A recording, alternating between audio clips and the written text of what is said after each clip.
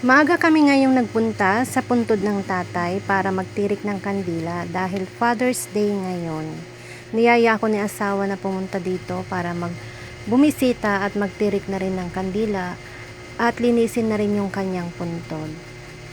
Tuwing may okasyon, nagyayaya talaga si asawa. Kung hindi man ako kasama, ay siya lang mag-isa ang pumupunta para bumisita at magtirik ng kandila para sa kanyang ama. Yun ay aking biyanan.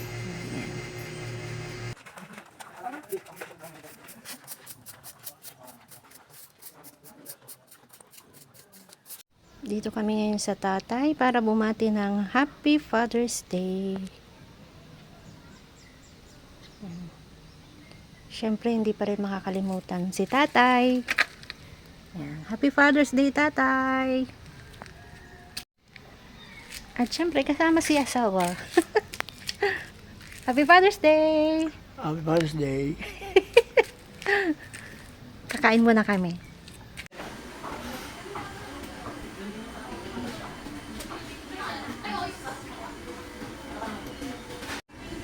Breakfast muna.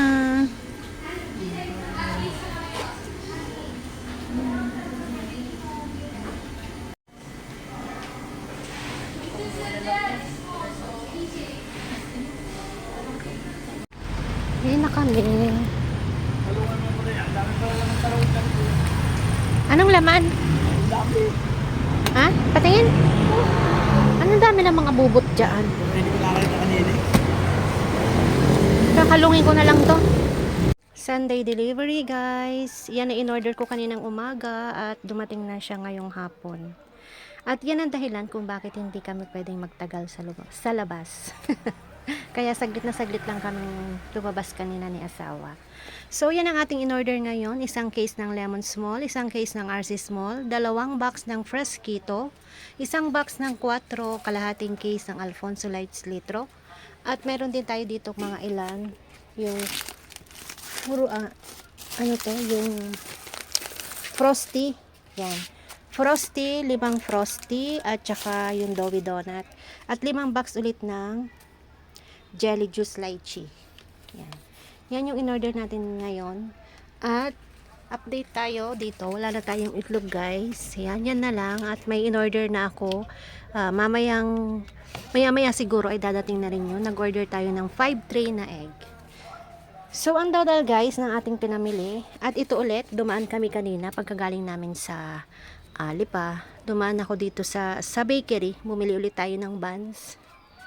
At ang total, guys, ng ating pinamili ngayon ay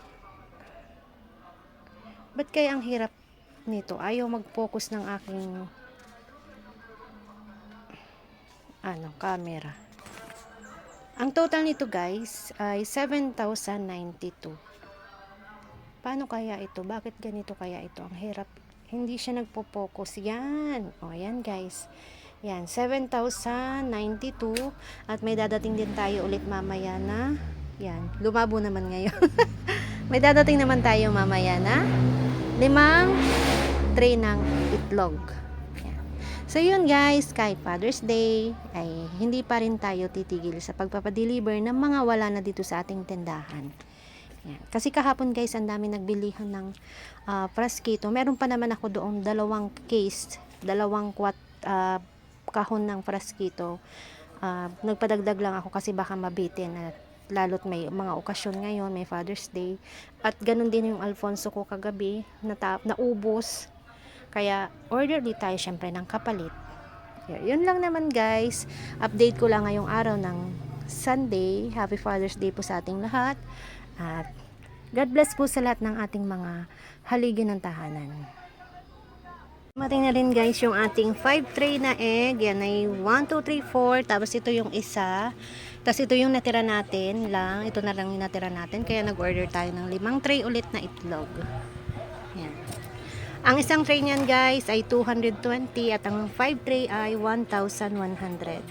So, yan, guys. Meron na ulit tayong itlog. Hindi na tayo mauubusan.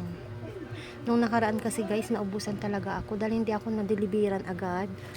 Kaya kinabukasan pa ng hapon ako nadalhan ng itlog. Kaya talagang nanghihinayang ako pag may hinahanap dito sa aking tindahan at naubusan.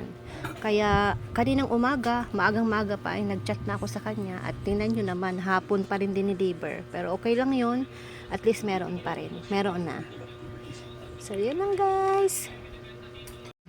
Hi guys, magandang gabi. May update lang ako at may gusto lang akong malaman. Kasi nakita ko ngayon yung sa price, dito sa presyo ng Doughy Donut. Yan, Doughy Donut guys, yan. Ang puhunan kasi nito dati, hindi ko matandaan kung 95 or 97. Ngayon, 102.25 na siya. Ang pagbebenta ko dati dito ay 12 pesos. Ngayon, hindi ko alam kung pang magkano na kaya ang Doughy Donut. Ang mahal na pala, tumaas na ulit siya. Hindi ko napapansin lang yung resibo. Kasi ngayon ko lang napansin yung resibo na ang taas na pala ngayon ng Doughy Donut.